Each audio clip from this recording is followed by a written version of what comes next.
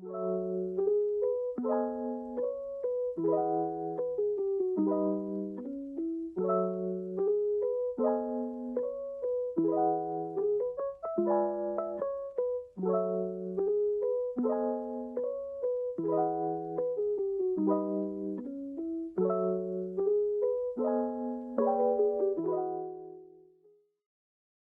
agradecer a todas las personas que están aquí por su tiempo, ¿no? Por venir, por acompañarnos. Minutos pues para agradecer a todos los compañeros que se han sumado a esta iniciativa, que esperamos que salga pues muy bien. Y bueno, y a David y a José, pues los otros coorganizadores, pues por esa iniciativa tan chévere, que, que, que esperamos que sea el inicio de cosas pues muy bien importantes, sobre todo para dar visibilidad al trabajo que muchas personas vienen haciendo y también para unirnos un poco más y que como comunidad, que es algo tan importante y que a veces nos falta. Entonces, como ha dicho David en su presentación, tengo esta charlita que está relacionada, bueno, con cosas que estamos haciendo en mi trabajo de doctorado sobre la relación entre la justicia y la honestidad y cosas que estamos haciendo en la Universidad del Bosque, en nuestro semillero de normas, conducta, cognición y cambio social, donde básicamente nos hacemos preguntas de este estilo acerca de variables cognitivas, constructos cognitivos, fenómenos cognitivos que tienen que ver con el cambio social, con el objetivo de ver cómo podemos promover un cambio social positivo mejor. Y entonces en el día de hoy quisiera hablar un poquito digamos, el constructo cognitivo en el que me voy a centrar es una creencia, un tipo de creencia, que es bien particular, la creencia en el mundo justo, para decir algunas ideas que hay sobre la relación entre eso y el cambio social. Esto no es un trabajo que esté, digamos, finalizado, es un trabajo en curso. Entonces, algunos de los resultados que vamos a hablar son solamente preliminares, otras partes del trabajo están simplemente en la fase de diseño de cosas y por eso mismo pues me gustaría mucho que tuviéramos un tiempo para discutir harto y tener todo el feedback y la retroalimentación, no solo sobre los argumentos y las ideas mismas, sino en esto que está en construcción. Pues chévere, sí, me encantaría tener ideas si tienen sobre cómo mejorar eso y si tiene buena pinta. Entonces, vale, cuidado. Entonces vamos a empezar y entonces les voy a pedir un favor y es que sin cerrar el Zoom, entren a esta paginita que creo que también el profesor David Fajardo vamos a hacer el favor de enviar el link en el chat. Simplemente este link, www.menti.com. Ese nos va a abrir esta pantallita y vamos a escribir este código. Es simplemente para hacerles un par de preguntitas para que intuitivamente, digamos, nos pongamos en sintonía con los temas de que vamos a hablar hoy. Van a ver esta pantalla, ¿no? Entonces, bueno, la pantalla muestra una foto, bueno, digamos, es una cosa triste de nuestra historia reciente, pero bueno, me parece importante ver, digamos, y este tipo de preguntas están en este tipo de contexto, ¿no? Y es como el caso de Juliana Zamboni, que es un poco que todos conocemos, pero es una niña que, pues, de solo 7 añitos, ¿no? Que fue cruelmente pues, abusada y asesinada por una persona, no ni quiera decir el nombre de él, no vale la pena, vamos a centrarnos en esta vida de Juliana Zamboni, que a sus 7 años pues, es cruelmente asesinada. Y entonces es que nos hiciéramos la pregunta vamos a suponer, y yo supondría que todo, por eso ni siquiera hice esa pregunta, que a todos nos parece que en alguna medida intuitiva es injusto lo que le pasó a Juliana, ¿no? Que a sus 7 años pues tenga que sufrir una experiencia de esas y ver terminada su vida pues, cuando ya estaba comenzando. Entonces, pero la pregunta sería que escribieran una palabra sobre ¿por qué ustedes creerían que eso es injusto? Si ustedes tuvieran que explicar a sí mismos o a otra persona por qué creen que es injusto lo que le pasó a Juliana, ¿qué palabra, qué concepto usarían? Haciendo el esfuerzo de escoger uno solo.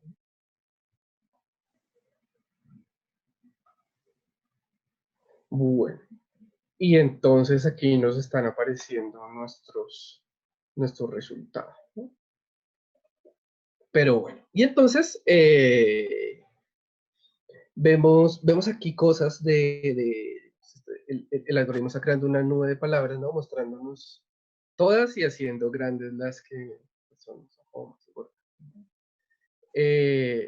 Entonces estamos viendo que aparecen cosas y que yo también ya lo llené, y en la concepción que todos vamos teniendo entonces de que esta injusticia tiene que ver con que eso es injusto porque ella era una persona muy, digamos, vulnerable, ¿no? Que fue un abuso, crueldad, porque era inocente, ¿no? Porque no lo merecía.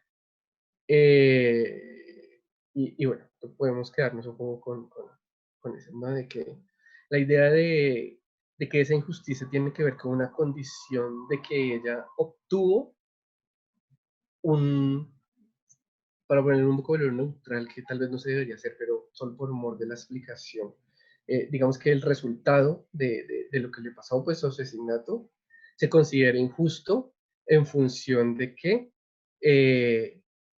es como una persona que sufre algo que no debía pasar, ¿no? Que fue vulnerable porque es cruel, porque es un abuso, porque son cosas que no deberían pasar en una concepción de lo que debe pasar en el mundo. Y bueno, y en esta idea que va a ser importante en el desarrollo de la charla, que es porque no lo merecía, ¿no? Entonces, entonces, gracias. Ahora entonces vamos a tener este otro caso y también vamos a hacer el mismo ejercicio. Entonces ustedes lo conocen, Ivona. Ella es una influencer brasilera. No sé si conocen el caso, pues se los cuento aquí muy rápido. Y ella era una persona que pues se puede considerar una negacionista de la pandemia. Entonces ella negaba que existiera el COVID-19, decía que era como todo un invento de los medios, que no pasaba nada, y pues le decía a sus seguidores, que era una persona muy famosa, bueno, muy famosa, pero era bien famosa en Brasil, y esto la hizo más famosa, a que salieran, los invitaba, ¿no? Directamente a que hicieran fiestas, todo.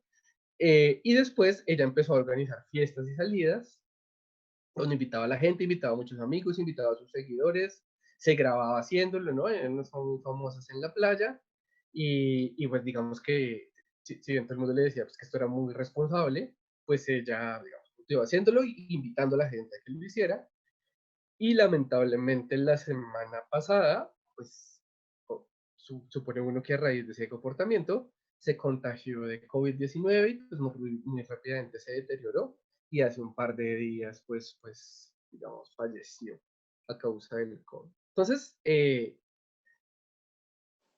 la pregunta es, claro, digamos, puede haber personas que consideran que eso es injusto, entonces esas personas si quieren, no respondan el punto.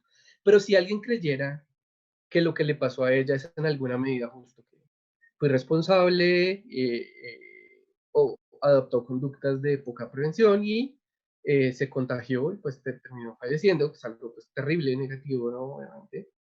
En alguna medida, si uno pudiera racionalizar eso como justo, ¿no? Esa invitación.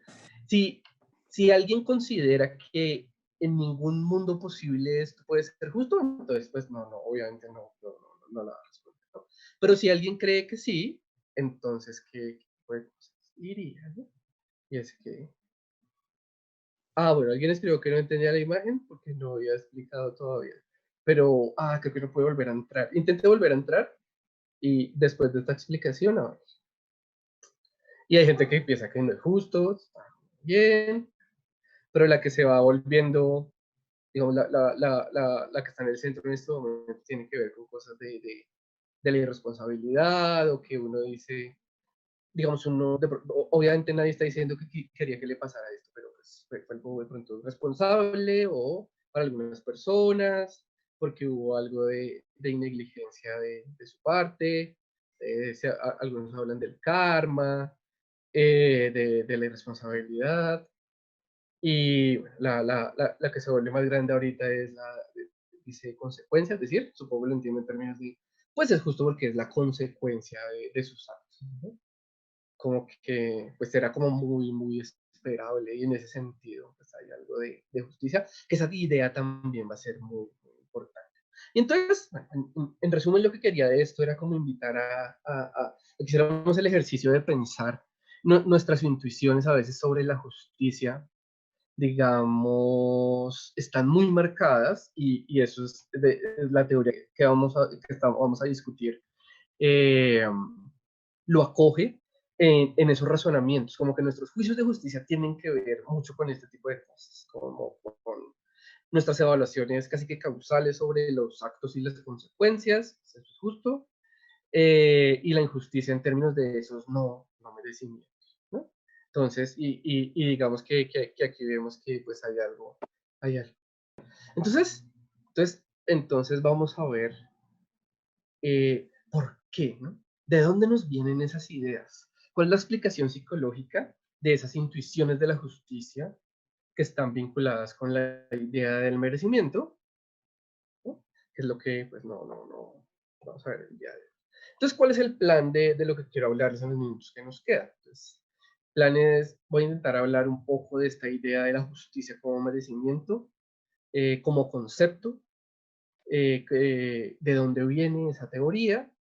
Después voy a intentar plantear que esa idea tiene un problema relacionado con el cambio social, que básicamente esa idea, esa creencia va a tener problemas a la hora de pensar el cambio social, que como les decía al inicio es lo que a mí me interesa, y pues por eso es que estoy muy interesado en esta línea de trabajo. Y después una propuesta de cómo solventar ese problema, apelando a unas concepciones de pronto diferentes de la justicia, y de cómo tener un modelo de cómo se van a relacionar con esta de la justicia como merecimiento, que es algo que es muy intuitivo en las personas, al parecer, o al menos como propone esta teoría. Entonces, la idea de la justicia como merecimiento surge de la siguiente situación. Es, eh, cuando nos encontramos con algo que es injusto, usualmente lo enmarcamos como que es inmerecido, ¿no? Por el caso de Juliana que hablábamos ahorita, es que ya no merecía, o sea, no tiene sentido que le pase eso. O si pensamos en cosas de nuestra vida que consideramos que fueran injustas, usualmente se enmarcan en términos de son injustas porque no las merecía, ¿no? Eh, Me robaron y eso es injusto porque no lo merecía. Perdí el examen y es injusto, ¿por qué? Porque yo estudié, el profesor no ha explicado eso, entonces pues no merezco esa nota, ¿no? En ese sentido de las cosas. Y entonces a veces enfrentamos ese tipo de situaciones, y las situaciones están relacionadas con un decaimiento de nuestro bienestar psicológico, ¿no? Nos estresan, nos ponen tristes. Entonces, ¿cómo tratar eso? ¿Cómo anteponerse a ese tipo de situaciones? Entonces, cuando nos enfrentamos a un evento injusto, pues básicamente que tenemos dos opciones. Un evento injusto, tanto en primera persona, tanto acerca de nosotros mismos, tanto en tercera persona, tanto acerca de otra, cuando estamos evaluando algo que le pasó a otra persona y consideramos que es injusto. Entonces tenemos dos caminos. Entonces, un camino sería decir, no, pues es que así como existe la justicia del mundo, pues también existe la injusticia, y van de la mano, no podemos hacer nada. O el otro camino sería decir, pero pensándolo bien, de pronto no es tan injusto eso. De pronto en alguna medida es como merecido. Y entonces, y entonces la justicia sigue siendo algo que está muy presente en el mundo. De estas dos opciones, entonces, al parecer, y los que van a proponer la teoría, digamos, tienen como punto de partida el hecho de que es muy difícil que las personas en efecto acepten que existe la injusticia. ¿Por qué? Porque aceptar que existe la injusticia es empezar a perder la noción de que el mundo es en alguna medida controlable, predecible, y que en una orientación hacia futuro podemos esperar buenas cosas, ¿no? Como que si existe la injusticia, entonces entramos en una noción de un mundo que es un poco más caótico, en el que no podemos como confiar. Y eso, digamos que genera unas situaciones, digamos, de estresores en psicológicamente. Eso lo estamos diciendo aquí intuitivamente, pero empíricamente, digamos, funciona tanto en autorreportes, la gente autorreporta este tipo de situaciones al enfrentar injusticias o al evaluar injusticias en tercera persona, en menor medida también, y también fisiológicamente, donde se toma la medida, por ejemplo, del aumento del cortisol, entonces como un indicador de la aparición de estrés, entonces enfrentar injusticia aumenta. Entonces, en todos estos tres niveles, pues hay de intuitiva, digamos, cómo funciona. Entonces, si estos eran los dos caminos y quitamos este, entonces, ante la injusticia, una tendencia natural de las personas podría ser, pues en alguna medida empezar a racionalizar las injusticias al decir que en alguna medida fueron merecidas. Esa es la idea, digamos, central del punto de partida de Lerner. En los 80, digamos, propone la teoría de la creencia del mundo justo, la justicia como merecimiento, y él encuentra que hay otro elementico, y es, entonces, tanto una injusticia, no direct, la gente, la opción que menos toma es decir que existe la injusticia. No pero tampoco salta directamente a decir que es merecida. Hay un camino intermedio que él encuentra en sus investigaciones, y es que la posibilidad de la compensación. Entonces, si alguien sufre una injusticia, o si yo sufro una injusticia, pero es posible compensarla rápidamente, entonces seguimos diciendo, sí fue una injusticia, pero ¿cómo la compensamos? Y entonces eso, como no amenaza mi creencia de que en general el mundo es justo, es una opción. Pero cuando no se puede compensar, cuando uno no encuentra una manera saliente de compensar la injusticia, o las que hay, uno las implementa y aún así ve que la víctima sigue sufriendo, entonces la tendencia de muchas personas es pasar a decir, entonces debe ser que en alguna medida se lo merece. Que esto, como ustedes pueden intuir fácilmente, digamos, esto lleva como muchos problemas en la manera en cómo en general las sociedades tratan a las víctimas, ¿sí? Las víctimas de las injusticias. Es que cuando no se les puede compensar, o cuando hay un sufrimiento generalizado que ninguna compensación parece sostener, entonces hay una tendencia de muchas personas a decir, a empezar a derogar su estatus de víctima. Ya voy a hablar un poquito más de eso, y empezar a decir, pero de pronto en alguna medida, entonces se lo merece. Y cuando se investigan empíricamente relatos acerca de víctimas en estas condiciones, ese es como un patrón que empieza a surgir, y es entonces en lo que se fundamenta la teoría de Blair. Entonces, se dice que de alguna manera lo mereció como una manera de racionalizar. Entonces, ¿qué evidencia hay de esa teoría? Entonces, voy a pasar un poquito rápido esto, que está más técnico. Entonces, por un lado hay evidencia psicométrica, es decir, evidencia utilizando escalas que miden diferencias entre los individuos en términos de su creencia en el mundo justo, y también hay evidencia experimental, es decir, evidencia en donde sometemos a las personas a situaciones controladas, en donde hay manipulaciones de justicia e injusticia, y el comportamiento de las personas medimos si está de acuerdo o no con la teoría de la creencia en el mundo justo.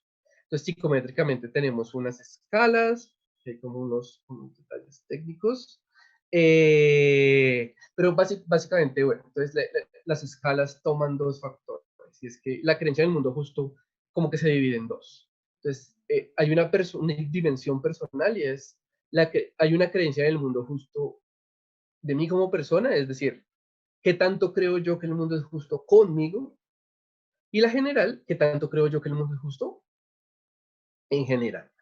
Estos numeritos, que son los alfas de Cronbach, bueno, los que saben de las cosas técnicas, entonces, pero también para los que no, hay que hacer una idea rápidamente. Entonces son unas medidas de confiabilidad de la escala, es decir, unas medidas estadísticas de qué tanto podemos confiar de que esas escalas están, que todas las preguntas de la escala, de la diagnóstica, están de una manera unificada apuntando a un mismo constructo, que es este de Bueno, y este numerito de la unidimensionalidad, lo que se refiere es a qué tanto podemos, para decirlo de una manera, creo que se entienda, es qué tanto podemos confiar que eh, hay una sola cosa que estamos viviendo. Es decir, que eso que estamos diciendo que es la creencia del mundo justo, que en una escala lo hacemos con otras preguntas, ¿qué tanto es una misma cosa unificada?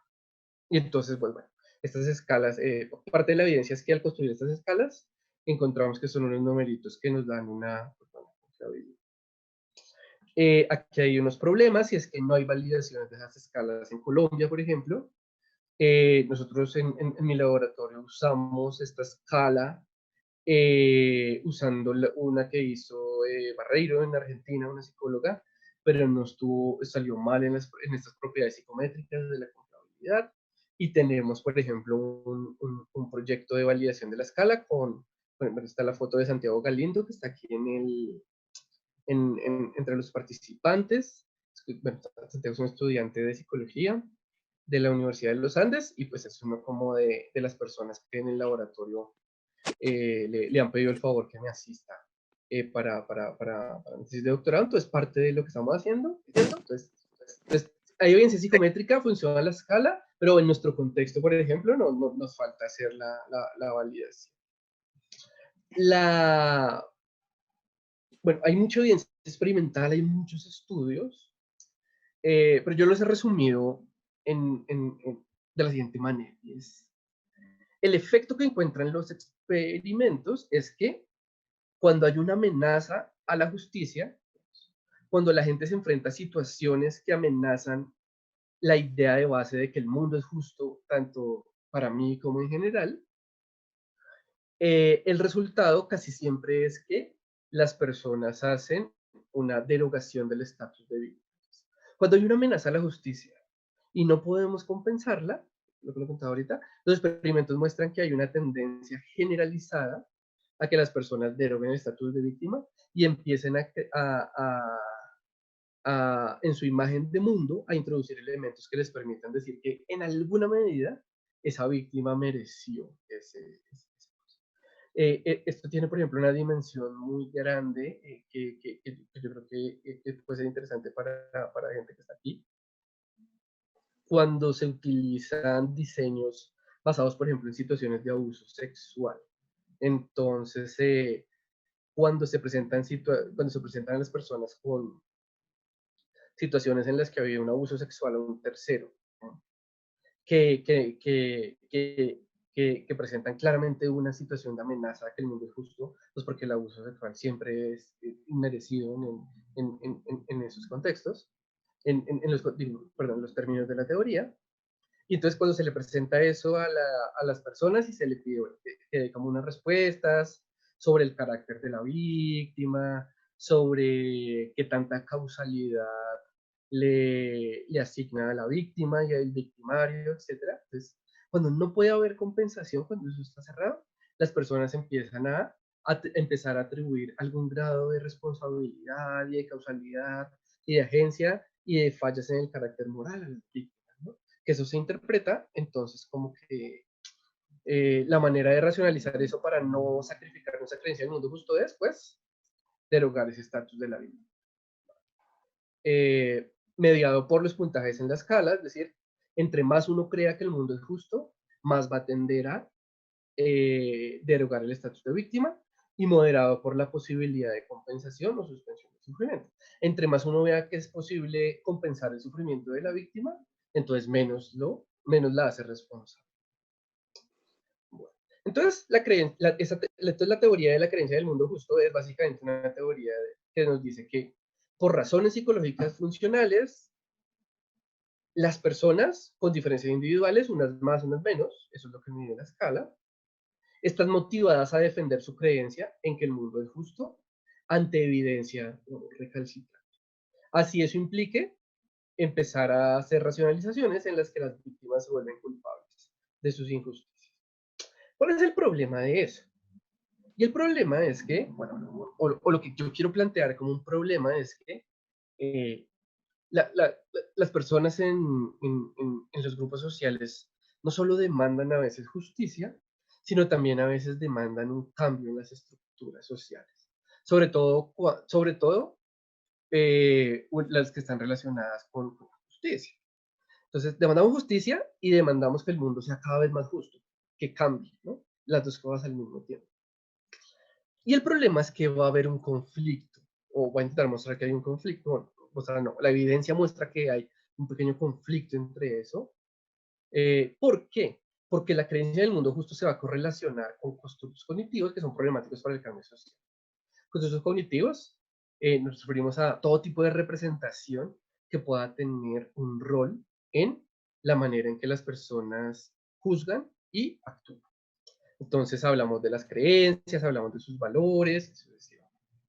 Entonces, voy a contarles, bueno, aquí pues no me puse a meter pues los números, eh, eh, porque quiero como contarles sobre el efecto general. Y entonces muchas investigaciones desde hace varios años muestran que hay unas correlaciones entre creer que el mundo es justo y otro tipo de creencias y actitudes problemáticas. Correlaciones es que lo podemos entender en el sentido de que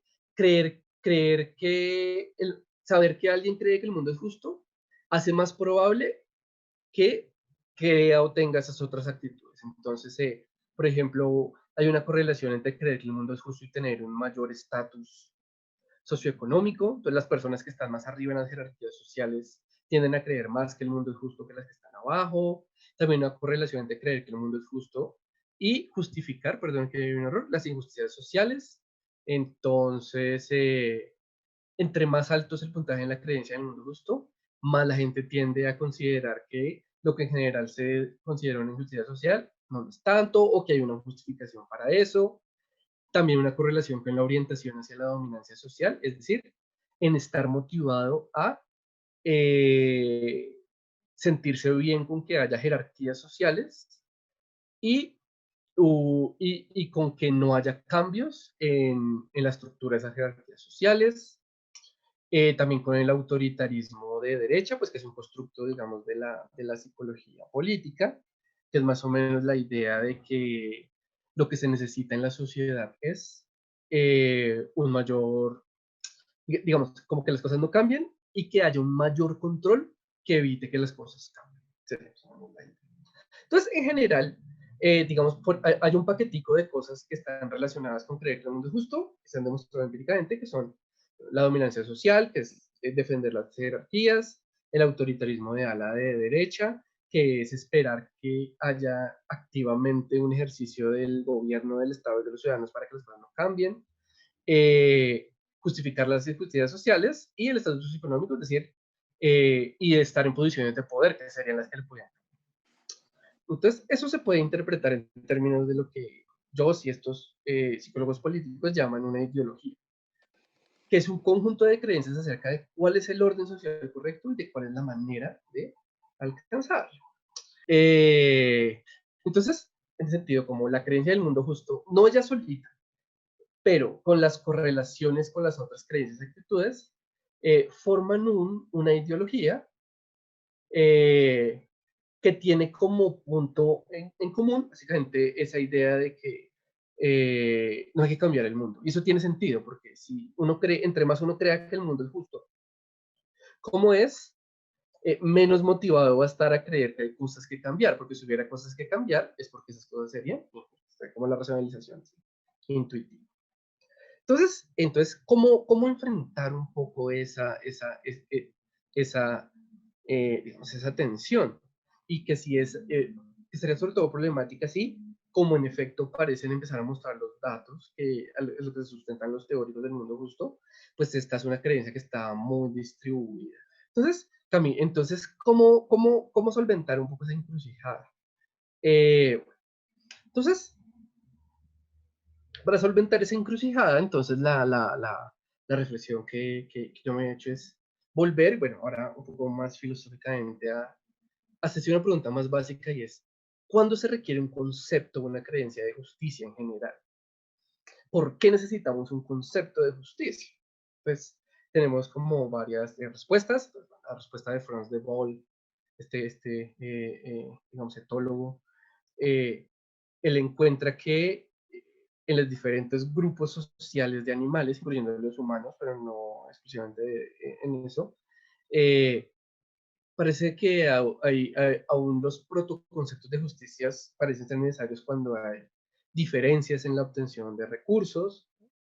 La idea más clásica de Platón, que la idea de la justicia se necesita como un contrato social para organizar la sociedad, entonces, pero para repartir.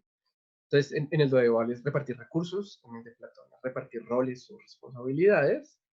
Eso nos lleva y también pues la idea, digamos, más conocida, al menos para los filósofos y filósofas, que es la idea de Rawls, de que en efecto el concepto de justicia se requiere en un grupo cuando hay que repartir cosas, hay que cooperar y tiene que haber una cooperación y hay una escasez moderada, es un elemento importante, y es porque si no hay escasez, entonces simplemente no necesitaríamos un concepto de justicia, Rawls, porque no necesitaríamos repartir, todos tendríamos suficiente, aún sobraría, pero si hay una escasez no moderada, sino muy grande, radical, entonces tampoco un concepto de justicia solventaría los problemas, porque en una escasez muy radical, la gente tendería pues a una supervivencia del más fuerte. Pero cuando si hay una escasez moderada y tenemos que repartir cosas, cooperarnos, y además hay diferentes conceptos de lo que es la buena vida, entonces necesitamos un concepto de justicia que nos sirva para un criterio, como un criterio para eso, para repartir esas cosas. Entonces, en general, el concepto de justicia no lo requiere cuando necesita repartir o bienes o responsabilidades. Entonces necesita un criterio de cómo hacer eso. Entonces, intuitivamente, si bien esa idea de la justicia como merecimiento, pues empíricamente tiene una base, también podemos pensar que hay otros conceptos de justicia, ¿no? En términos de la justicia como equidad, entonces no repartamos en función del esfuerzo, sino repartamos pues lo mismo para todos. O en función de la necesidad. No repartamos en función del esfuerzo, como es la idea del merecimiento, sino repartamos en función de la necesidad. Y entonces eso nos lleva a una exploración un poquito conceptual de si de pronto esas otras ideas de justicia las podamos conjugar en un modelo de la justicia que no riña tanto con la idea del cambio social. Bueno, entonces, esta primera idea, bueno, la voy a pasar rápida y es la idea de la justicia como equidad. Bueno, entonces esa la que sea todos por igual, esa la hemos rastreado teóricamente. Eh, yo creía que en la obra de Marx, por ejemplo, estaba como esa, de pronto un poco esa idea, pero, no, pero bueno, esto fue una sorpresa y por eso lo estoy contando acá. Que no sé si ustedes tengan ese mismo prejuicio, pero no, la idea de Marx, ni siquiera la idea de Marx está la más cercana, o sea, no hay como un referente teórico de que defienda la justicia como equidad, estrictamente, y Marx, que parecía ser el de pronto más cercano, ni siquiera está la referencia. Que, bueno, para no contar tanto detalle, pero básicamente en la noción de justicia marxista se conjugan dos conceptos de justicia. Uno que es como necesidad, repartir los bienes en función de el bienestar social, de lo que todos necesitamos, que el acuerdo más básico sería estas cosas, como salud, educación, comida, vivienda, recreación, y lo que quede de ahí también es en función del esfuerzo y del merecimiento. De acuerdo al trabajo que han hecho esas personas, se repartiría, ¿no? Pero sí hay en esa idea de Marx que no es solo en función del merecimiento, es también en función de la necesidad. Que eso nos lleva a la idea de la justicia distributiva.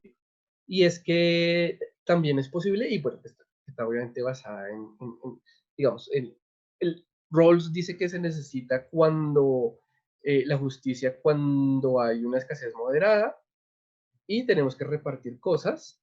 eh, y la respuesta de Rawls de cuál sería la mejor manera de hacer eso tiene que ver con hacerlo en función de la necesidad del individuo. Pero si uno dice que es en función de la necesidad del individuo, entonces surge otra pregunta y es, eh, pero si es en función de lo que el individuo necesita, ¿cómo vamos a evaluar esas necesidades?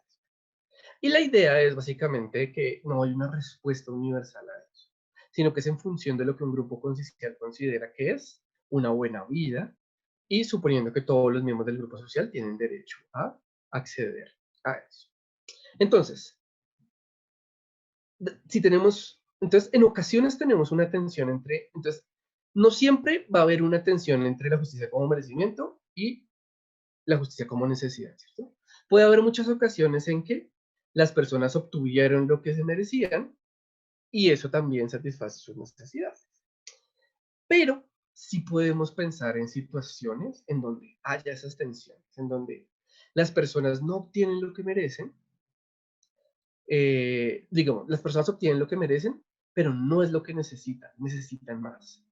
Entonces, no sé, que este tipo de preguntas han empezado a surgir, por ejemplo, en el contexto de la pandemia. Y es, oiga, pero hay una gente todo irresponsable y sale y hace fiestas y se contagia del COVID, ¿no?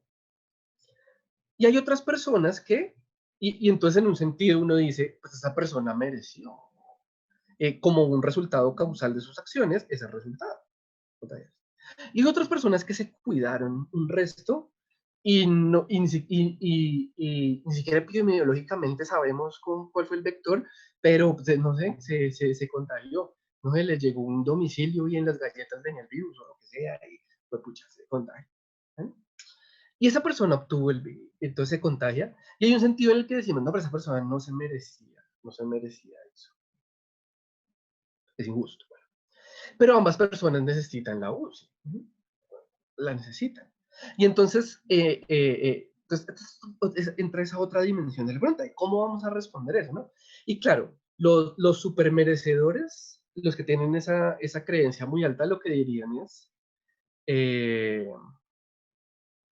no, pues, eh, el que se cuidó bien debería recibir la UCI en vez del otro, ¿no? Que hasta ha habido ideas así en Facebook, bueno, que parecen un poco chistosas, pero hay gente que cree eso, ¿no? Y es como, no, pues entonces hagamos un censo de las personas que salen a las fiestas y si necesitan UCI, neguémoselas o pongamos los últimos en la lista, ¿no? Y eso ustedes han visto pues, en redes o por alguien que tiene esas ideas, que iría en ese.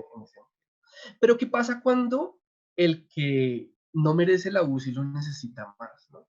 El que no merece la UCI tiene más condiciones de prevalencia, como diabetes, etcétera, y todo este tipo de cosas, bueno, ya marca un mítico. Entonces, ¿cómo tomaríamos la decisión y en ese caso de tensiones? Entonces para finalizar, entonces quería proponer que, dado que la justicia como merecimiento existe y empíricamente tenemos datos de eso, pero la intuición que hay es que también la existe y está en juego en algunas personas. Y la intuición no es que algunas personas crean que la justicia es merecimiento, sino y que otras crean que la justicia es como necesidad. Es que ambas nociones de justicia están en juego en la conducta, en la cognición de las personas, con diferentes fuerzas y tensiones.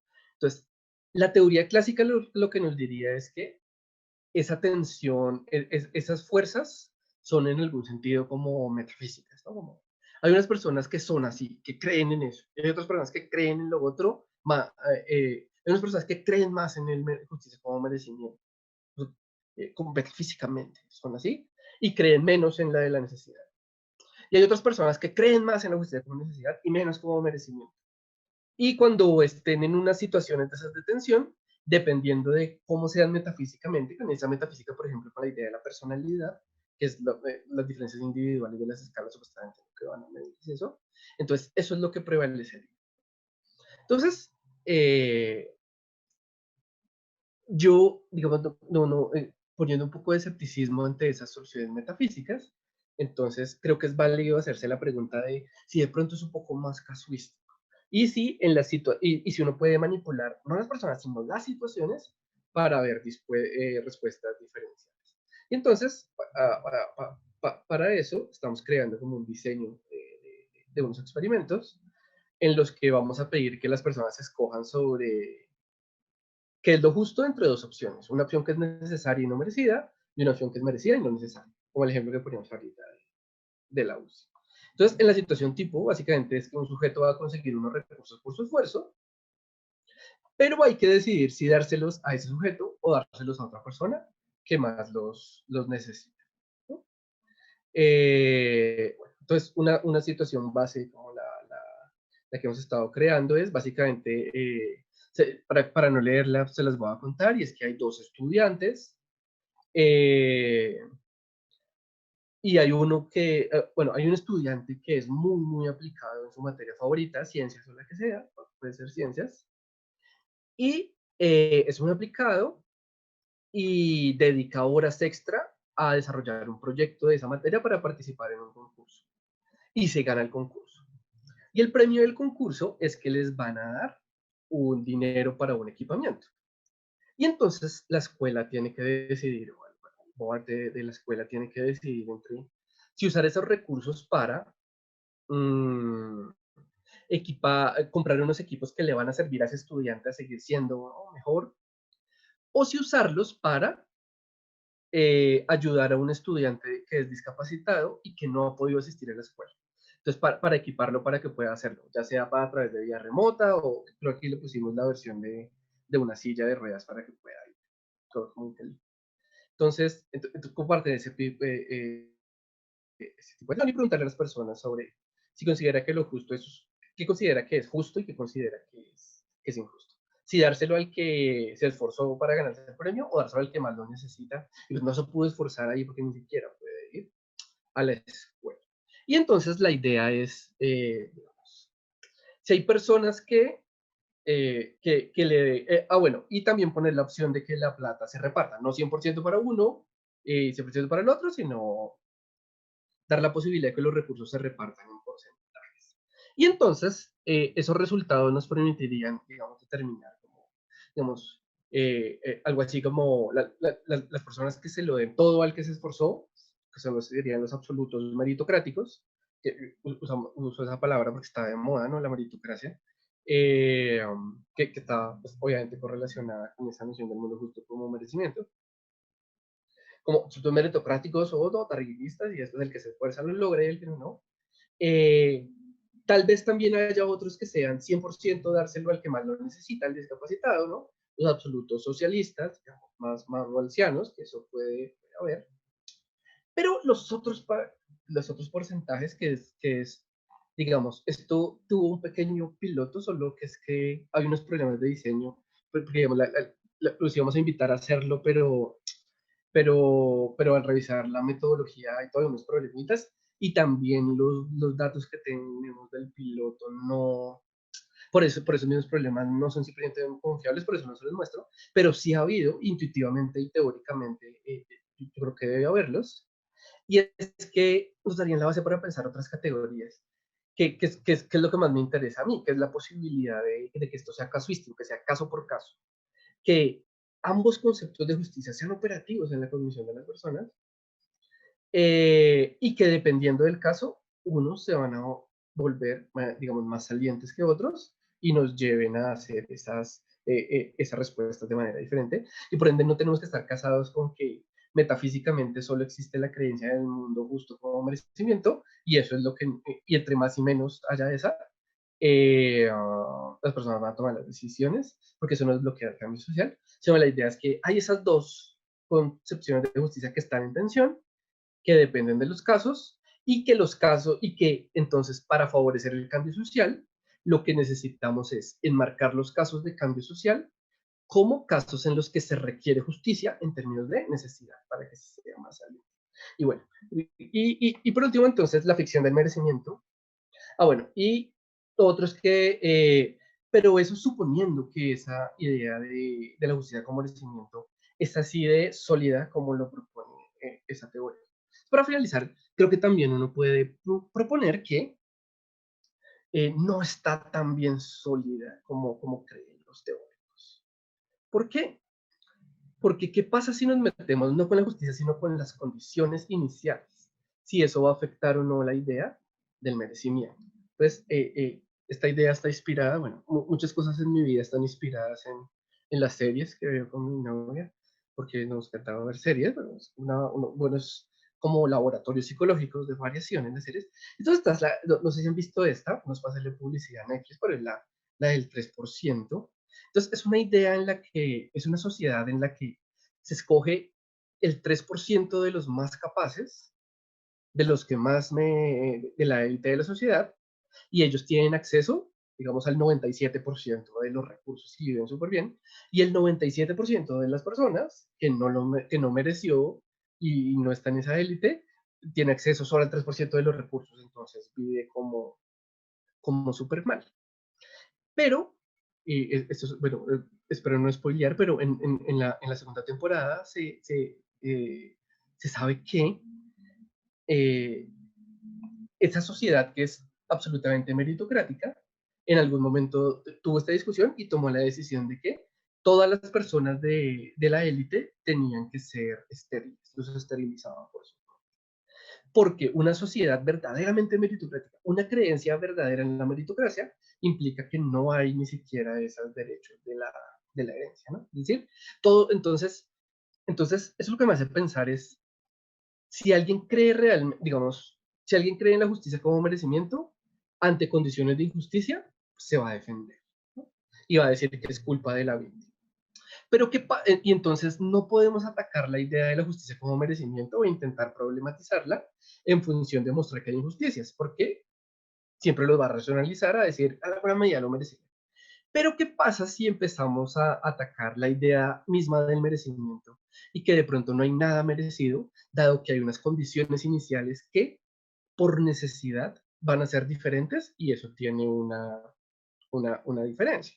Entonces, pues ahí estamos pensando en utilizar la escala para seleccionar las personas que tienen la creencia como merecimiento más alta, que puntean más alto en esa escala, y someterlos a este tipo de situaciones experimentales, similares a las de la escuela y la repartición de recursos, pero en donde, por ejemplo, hay un estudiante que es superdotado y otro que tiene inteligencia promedio. Y se dedican de igual manera y dedican igual número de horas a desarrollar el proyecto, pero el superdotado gana y la inteligencia promedio no. Entonces, porque ¿dónde está el merecimiento? Si porque la idea del merecimiento se personaliza en términos de esfuerzo y es, ambos se esforzaron igual, pero uno tiene unas condiciones iniciales diferentes y otro no. Entonces, un meritocrático verdadero lo que debería intentar decir es que, para ser consistente, es que si tienen igual número de horas, pues la predicción sería que van a repartir la plata 50-50. Pero si no, entonces eso sí nos puede ayudar a empezar a problematizar la idea misma del merecimiento a través de las condiciones iniciales. Bueno, entonces con eso terminaría. Eh, bueno, muchísimas gracias a todos. Aquí pues, también pues, les comparto mis correos electrónicos por si, no sé, una vez se le ocurren las preguntas al otro día o algo así. Entonces, pues, obviamente estoy súper abierto pues, a discutir, si me escriben, lo que sea. Y pues muchísimas gracias por su atención.